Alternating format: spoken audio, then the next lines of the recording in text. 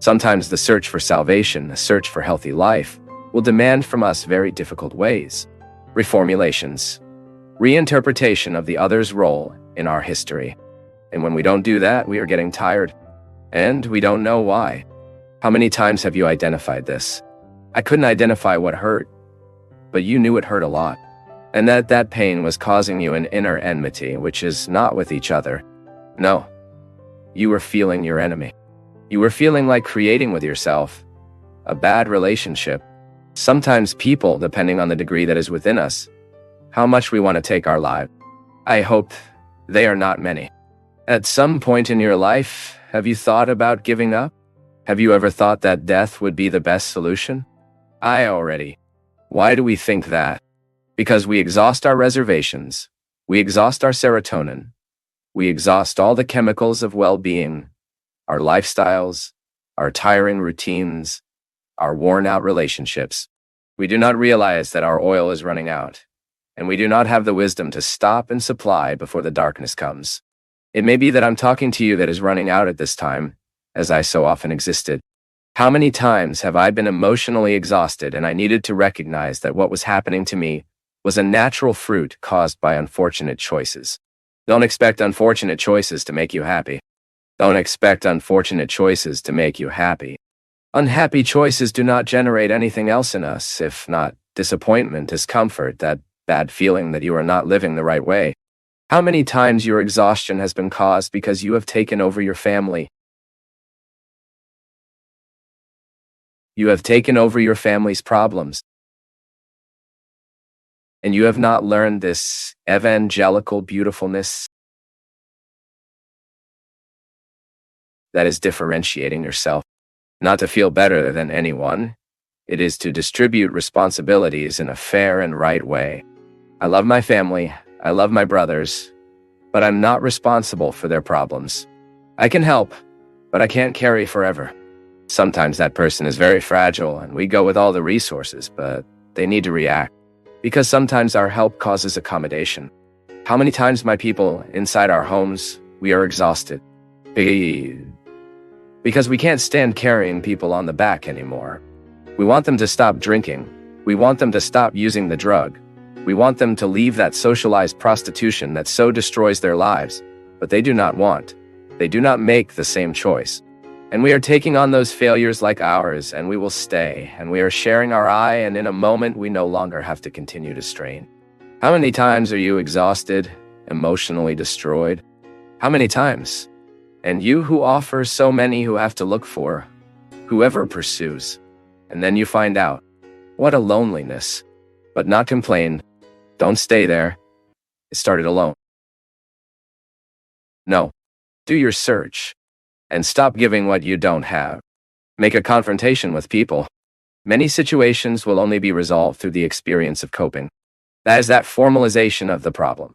That sometimes we live problems without formalizing them. We do not talk about them. We do not punctuate. We do not put the truth in them.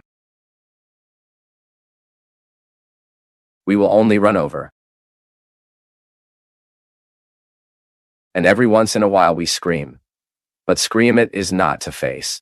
Momentary screams, hysterism, crises of aggressiveness are not confrontations. Fighting is when you wear your beautiful clothes. Invite the one who is the problem of bringing you to dinner. It can be at your own home. You go there to scream. Go to the eyes. Whatever you want. Let's distribute here which is mine. What is yours? I am not obliged to take your dissatisfaction upon me. I am not required to endure your wrath. If you are an unfortunate person, solve yourself. I won't be the place, the receptacle of your unhappiness, because I'm here trying to be happy. And your unhappiness being thrown over me all the time is an obstacle to my happiness. I have one life only. I want to live well every day. So I want to tell you that from today I will no longer be the receptacle of your wrath, your unhappiness. I am with you for whatever you need, as long as what you need is indeed an essential element for your change. I will not continue to maintain your unhappiness. I will not keep erasing your fires. I will not keep doing for you what you need to do. because I also have my personal fires to be erased. I won't be paying your debts while you spend irresponsibly. I also have my dreams to come true, and I often stepped on my dreams because you were irresponsible and judged your irresponsibility with that way. I will not do the maintenance. I will not pay the bill of your emotional immaturity because I have no obligation. Although we have the same blood, although we are married, although we are brothers from each other, I have no obligation to pay what you have not paid daily. And without facing, and with serenity, without screaming, but with authority. I know that in the head of many of us, authority is screaming. No, authority is firmness in the voice. It is a decision. When the other realizes that we are determined not to be dividing our oil and getting halfway as it is, it tends to wake up. Often the sick mechanisms are kept by US.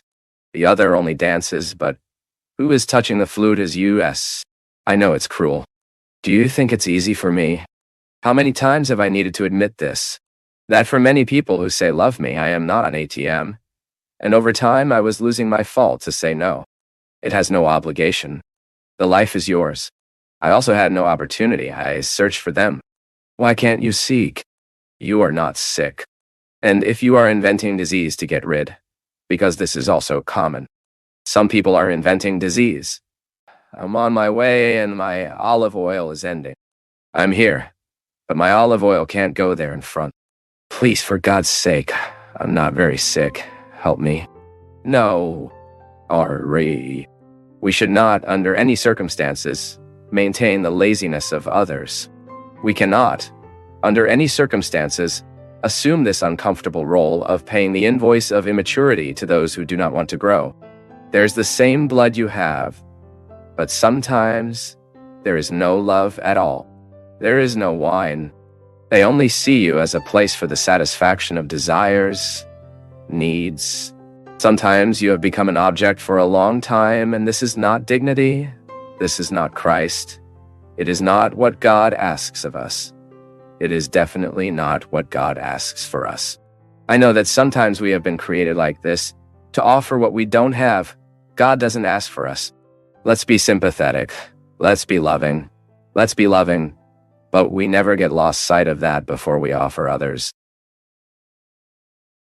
We will offer more, and that it is not fair, under any circumstances, to give what does not have more. Seek your reservations. Intensify your spiritual life for you to continue having the joy of being who you are. And when the other really needs your help, you are able to help without feeling that to help you need to suffer. Thank you.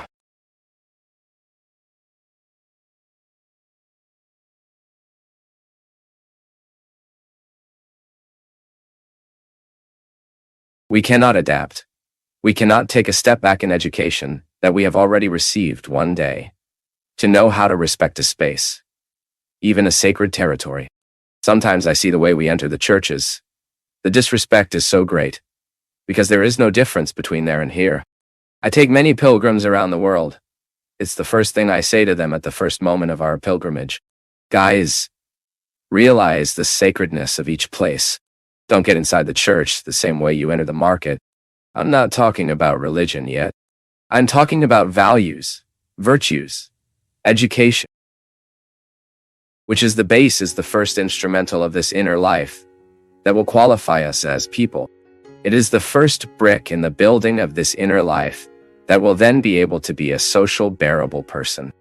I'm not talking about just supporting, see, to be harmonious in my coexistence.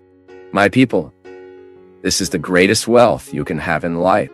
You set this foundation from the outset that will give you the conditions to be an educated person, polite, of being a person who has sensitivity to perceive what he owes and what he should not, where your right begins, where your duty begins, and that you exercise like this. We are not in the gospel yet. We are in Aristotle. We are in Plato. We are in the early days of philosophy. This Western philosophy we know, which even established our norms off-right, politics, economics. Even if you have never read an Aristotle page, even if you have never read an Aristotle page, even if you have never read a Plato page, your faith, this theological system. But Jesus. What does Jesus have to do with this story? No. Jesus is absolutely original in what he says. When I say in theological systematization, it is when we are going to study Thomas Aquinas, when we are going to study Augustine, because these men were very intelligent, and they began to think of faith from philosophy. They took a step back. They wanted to bring rationality so that our speech could be respected by others before ourselves. Do you know why? We will only live if there is a consistency for us. What makes us adherents of Jesus is when we realize that the word he proposes to us, that the law, that the rule he suggests us, makes sense. Before that, there is no segment before the knowledge of the truth. You may even have a participation. You may be a number in statistics, but you are not Christian yet. You may be Catholic, but you are not yet a Christian. You may be an evangelical, but you are not yet a Christian. There is a living room where we risk spending a lifetime, thinking we are already in the main place. God's word in our life only makes sense when we perceive coherence, that is aligning with meaning all that I understand and know for myself. Because it is in me that the mystery is realized. It is in me that God is possible. But priest. So why do I go out and go to church? For you to see you to you. This is fantastic. Being there, in that passage that Jesus meets the Samaritan and makes a wonderful itinerary of inner travel with that woman. That woman was deprived of being in the temple. She was deprived of the geography of faith. Jesus frees that woman in the main key,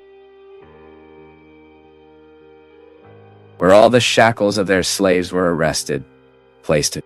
Woman, so I can symbolically, religiously leave my house and go to the church. Why? Why? Because there, those walls, that altar, that liturgy, makes me easier to get into me. And entering inside me, I begin to live the experience of a personal confrontation with God, which will show me every detail of my indigence, never rejecting me. Never reject me. My indigence, this moral indigence that I discover, this emotional indigence. And then you can unfold this indigence in all aspects you perceive in you. I have moral indigencies. You have. I'm not always fair. Not always in my relationship with people I can make justice prevail. It is an indigence. What? It is a homework to be done. At some point in my life, someone traumatized me. Someone neglected me in necessity. And it may be definitive in me, the fear of not having. Usually, when we were very poor in childhood, we take time to be generous after life gave us something. It is not true. There are people who don't. There are people who seem to come out, already leave poverty, ready for generosity. But it is not always like that. How many times have I tried this on myself? The material indigence lives a lot, and suddenly Suddenly I'm no longer private, but my tendency was to accumulate. Do you know what it was? I'm not talking about money, no. I'm talking about silly. Pants, shoe, shirt. Guys, I'm from that generation that had a shoe 2-3 years, that even used it to pierce underneath. We put an insulating tape to avoid the hole to appear. The fingers could no longer get up. I am from this phase. I experienced a lot, and I identified exactly on myself when this need for one day began to determine the adult who no longer lacked. Look what an interesting relationship. Sick. A needy child who has not yet been healed in me, dictating my way of being today. Well, but I don't need to accumulate anymore. Why am I still in the need to accumulate? Because I'm not free from one day not having had. I am not yet healed, because for me, freedom is healing. It is the experience of daily getting rid of myself. Oh, but it is the others who tie me. No. Any slavery it is established is within our conscience. It is not out that others enslave us. I can even have all the stimuli of slavery that comes to me for others. I always say this, depending on the circle of friendships you have, the quality of life of the people who influence you. But if they are all tied to their social slavery, oh, it is very likely that you repeat behavior without even problematizing. The moral indigence. It is not the overcoming of moral indigence, not procedural, as is the overcoming of physical indigence. Control. Say, because physical indigence we will be all our lives. Your body remains limited, your skin is still without being put to the sun. Excuse me, it's the sun too, right? To the fire, but it is administered. You have assimilated this indigence. You know very well that you can't jump out of a 10-story building. Your body is not prepared for it. Now I ask, why don't we live the same care with moral indigence? Why do we not have the same protection surroundings we have for physical indigence?